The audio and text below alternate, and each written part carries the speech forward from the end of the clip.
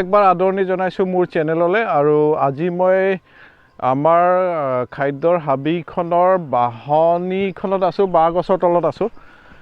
বাঁহ গছবিলাক আমাৰ গাঁৱৰ এটা খুব ধুনীয়া পৰিচয় আৰু বাঁহ গছবিলাকে হৈছে বিশ্বৰ চবতকৈ বেছি কাৰ্বন ট্ৰেপিং ক্ৰপ। এইটো এনভাইৰনমেণ্ট ফ্ৰেণ্ডলি ক্ৰপ আৰু ই সহায় কৰে আমাৰ এতিয়া যিটো গ্ল'বেল ৱাৰ্মিং হৈছে, এই গ্ল'বেল ৱাৰ্মিংটো চেক কৰাত আমি যেতিয়া পৰিৱেশ অনুকূল কৃষি পদ্ধতি কৰোঁ তেতিয়া বাঁহৰ খুব এটা ইম্পৰ্টেঞ্চ আছে। কিন্তু হৈছে কি, এতিয়া আমি বাঁহৰ আমিতো সদায় কাম কৰোঁ কিন্তু বাঁহ আমি নলগাওঁ বা যিখিনি বাহনি আছে সেইখিনিও লাহে লাহে নাইকিয়া হৈছে। কিছুমান এনেকুৱা শস্য আহিছে যিবিলাকৰ কাৰণে আমি বাহনিবিলাক কাটি আকৌ হাল কোৰ মাৰি পেলাই আমি তাত কিছুমান বহিৰাগত কিছুমান আমি বস্তু লগাইছোঁ, যেনে অইল পামৰ কথা কৈছোঁ, পাম অইলৰ কথা কৈছোঁ, যিবিলাক আমাৰ হাতত বজাৰখনৰ নিয়ন্ত্ৰণ নাই। কিন্তু এই বাহনিখন আৰু লাভদায়ক কৰা মই এটা বহুত সহজ উপায় আপোনালোকক আজি দেখাব বিচাৰিছোঁ।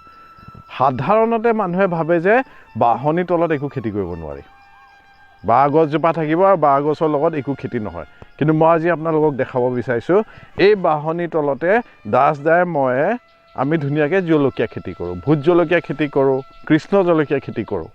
আৰু আজি আপোনালোকক তেনেকুৱা এটা পদ্ধতিয়ে দেখাব বিচাৰিছোঁ। হয়, বাঁহৰ তলত কোৰ মাৰি পেলাই ভেটি বনাই খেতি কৰিবলৈ দিগদাৰ, কিন্তু বাঁহৰ তলত এই ছাঁটো যিটো হয় তাত জলকীয়া খেতি কৰিবলৈ খুবেই উত্তম। আৰু তাক আমি কেনেকৈ কৰোঁ, আমি কোৰ নেমাৰোঁ, আমি মাটিৰ ওপৰত আমি ওখ ভেটি এটা বনাই দিওঁ আৰু সেই ওখ ভেটিটোত আমি খেতি কৰি পেলাই আমি ইয়াৰ পৰা ধুনীয়াকৈ আমি এটা ইনকাম কৰিব পাৰোঁ। একেবাৰে সহজ উপায়। আৰু এজোপা বাঁহ গছৰ তলত এতিয়া আমি দেখিছেনে এইবিলাক আমাৰ জলকীয়াবিলাক খুব ধুনীয়াকৈ হৈ আহিছে। ইয়াত ভোট জলকীয়া ফুলিলে আৰু আমি ইয়াত এতিয়া এই বাঁহ গছজোপাৰ তলত যদি মই 50জোপা ভোট জলকীয়া লগাওঁ, এজোপা গছে যদি গোটেই ছিজনটোত মোক যদি 1 কেজিও দিয়ে, 1 কেজিতকৈ বেছি দিব এটা ছিজনত ভোট জলকীয়া গছ এজোপাই, যোনে কৰি আছে তেওঁলোকে জানিব। তো 1 কেজি ভোট জলকীয়া দিলেও 50 কেজি মই ভোট জলকীয়া এটা বাঁহৰ কেনপি বা এজোপা বাঁহৰ তলত আমি কৰিব পাৰোঁ। আৰু 50 টকাকৈ আৰু যদি মই 300 টকাকৈ যদি 50 কেজি মই বিকোঁ হ'লচেলত, তো মই 15,000 টকা এজোপা বাঁহ গছৰ তলৰ পৰা পাব পাৰোঁ। আৰু অসমীয়া বাৰীবিলাকত মোৰ যদি 10জোপাও বাঁহ গছ এনেকৈ আছে জোপোহা পাতি, তাৰ তলত সেই কেনপিটোৰ তলত 10জোপাত আমি যদি 15,000কৈ যদি ভোট জলকীয়াৰ পৰা আমদানি কৰিব পাৰোঁ, তেতিয়াহ'লে মই 1.5 লাখ টকা তাতে ইনকাম কৰিব পাৰোঁ।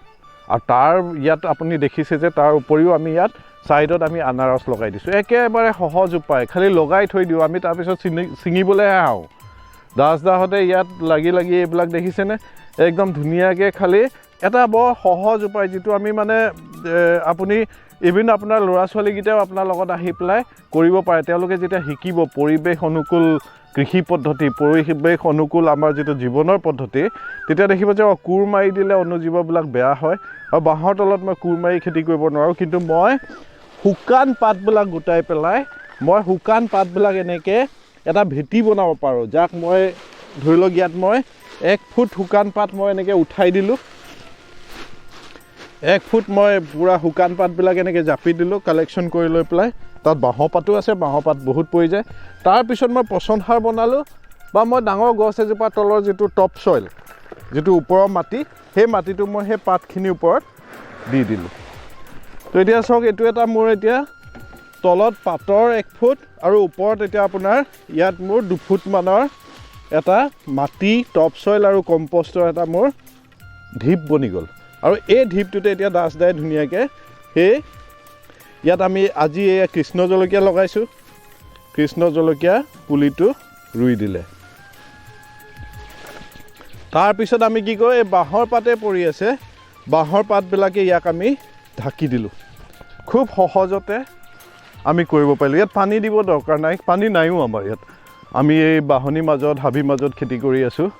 হাবি আৰু বাৰীবিলাক কেনেকৈ আমি বচাওঁ, তাক কেনেকৈ আমি ভেলুৱেট কৰোঁ আৰু কেনেকৈ তাত আমি তাত এটা খুব ধুনীয়া পৰিৱেশ অনুকূল আমাৰ এটা লাইভলিহুড কেনেকৈ ডেভেলপ কৰোঁ তাৰ ওপৰত কাম কৰিছোঁ। আৰু আমাৰ নিজৰ এক্সপিৰিয়েঞ্চৰ পৰা কৈছোঁ, যোৱাবাৰ এটা কেনপিৰ তলত আমি ভালেমান ভোট জলকীয়া প্ৰডাকশ্যন পাইছোঁ।